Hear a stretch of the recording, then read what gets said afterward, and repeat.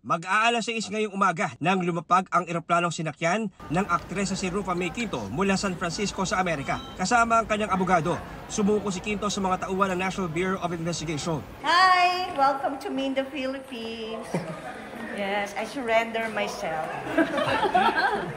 Kamusta po kayo, ma'am? How are you? Okay naman, medyo pagod kasi galing US. Antok. Matatandaang nag-issue ng warrant of arrest ang Pasay RTC laban kay Rufa May sa kasong paglabag sa Securities Regulation Code.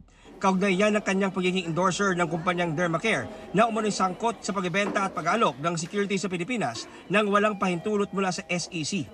Matapos dumaan kay NBI Director Jaime Santiago, pinroseso sa NBI ang mga papeles kaugnay sa kanyang pagsuko. Biktima din po tayo, Mike, kaya lahat haharapin, go, go, go. Hindi maganda kasi reputasyon ko na yung sinisira dito. Kaya rin haharap ako para i-clear ko yung name ko. Ang hanapin nila ay may-ari. Wala naman akong kinalaman sa kanila.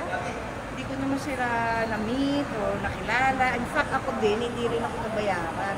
Nag-bounce lahat ng check-in. Dagdag ng aktres, biktima rin ito ng Dermacare nang kunin siyang endorser. Yung pumirma ako, tapos first down, talbog, second down, talbog. So puro bounce, hanggang sasabi sorry. Kinancel din nila ako as endorser.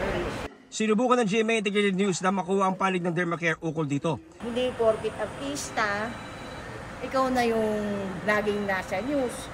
Diba? Ibig sabihin, kailangan malinaw na hindi lang po ako, hindi yung mismo may-ari ang dapat habulin. Presumed innocent unless proven guilty. Kaya binibigay naman natin sa kanya yung assistance. Sabi ko sa agents ko, tulungan nyo, makapagpiansa, asistihan nyo. No? Ay, hindi tayo nang iipit ng tao kahit sino pa man siya. Nagtungo na ang grupo ni Rufa May sa Pasay Hall of Justice upang maghain ng piyansa.